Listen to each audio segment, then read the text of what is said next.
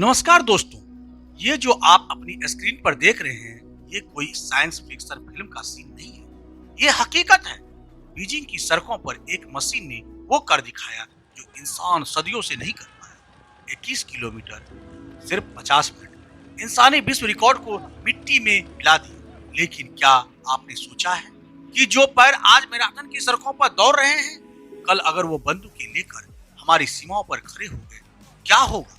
चीन आज दुनिया के 90% ह्यूमनराइज रोबोट्स को कंट्रोल कर रहा है। ये सिर्फ बिजनेस नहीं, ये एक डिजिटल डिक्टेटरशिप की शुरुआत है। दुनिया चुपचाप देख रही है, लेकिन भारत के लिए किसी खतरे की घंटी से कम नहीं है। जरा सोचिए, अगर कल चीन इन मशीनों के दम पर हर चीज हमसे आधी कीमत पर बनाने लगा, तो हमारे मेक इन इंडिया का क्या होगा? क्या हमारी करोड़ों की आबादी बेरोजगार हो जाएगी? क्योंकि एक मशीन न छुट्टी चाहिए, न सैलरी और न ही वो थकती है। हमारी सबसे बड़ी कमजोरी क्या है? हम आज भी हार्डवेयर के लिए दूसरों के मोहताज हैं।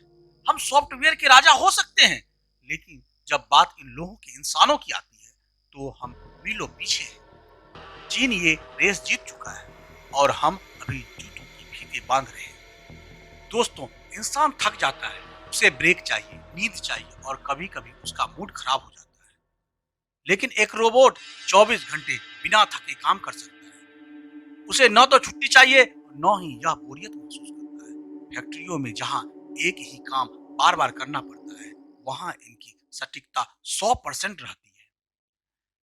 यह इन रोबोट्स की सबसे बड़ी खूबी है। जहां इंसानों की जान को खतरा है, वहां ये मशीन बिना डरे जा सकती है। परमाणु संयंत्र को ले लीजिए, रेडिएशन वाली जगहों पर ये जा सकती है। बारूदी सुरंगों का पता लगाने या गोलियों के बीच घायल सैनिकों को बचाने में यह बहुत कारगर है।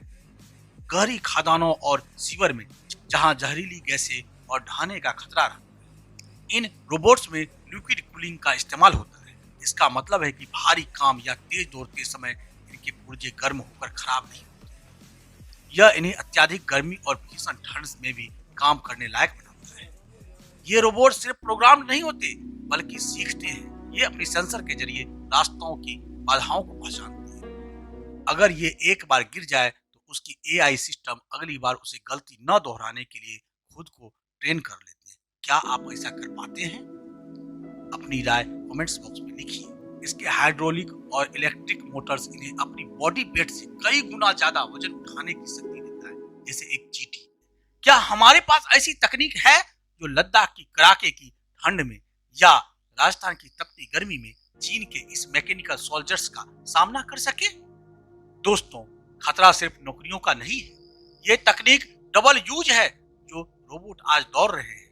सोचिए, कल वही दुर्गम पहाड़ों पर भारी हथियार उठाएगा। जहां हमारे जवान ऑक्सीजन की कमी से जूझते हैं, वहां ये मशीन बिना थके हमले करेगी। क्या हम अपनी सरहदों की सुरक्षा के लिए चीन की मेहरबानी पर निर्भर रह सकते हैं? क्या आपको नहीं लगता कि भारत को अब अपना खुद का आयरन मैन प्रोजेक्ट शुरू कर देना चाहिए? दोस्तों, वक्त हाथ से निकल रहा है। हमें डरना नहीं, जागना होगा। अगर आज हमने रोबोट्स और एआई में निवेश नहीं किया, तो इतिहास हमें एक ऐसी पीढ़ी के रूप में याद रखेगा जो तकनीक की रेस में सो गई थी। क्या आपको लगता है कि रोबोट्स वाकई इंसानों को रिप्लेस कर देंगे, या भारत इस चुनौती को एक अवसर में बदल पाएगा? अपनी बेबाक राय नीचे कमेंट्स में लिखिए, क्योंकि आपकी आवाज ही बदलाव की शुरुआत है। तो आप रेस में सबसे पीछे रहेंगे।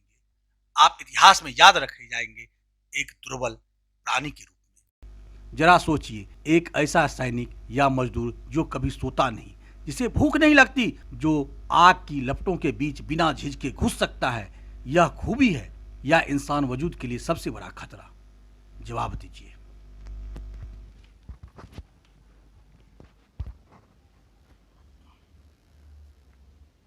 Half-marathon world record set by Ugandan runner Jacob Kiplimo in Lisbon last month. Nearly half of the robots ran the 13-mile race autonomously, while others were remotely controlled. The race has highlighted the sector's rapid technological advances and is a stark difference to last year's inaugural human-robot run.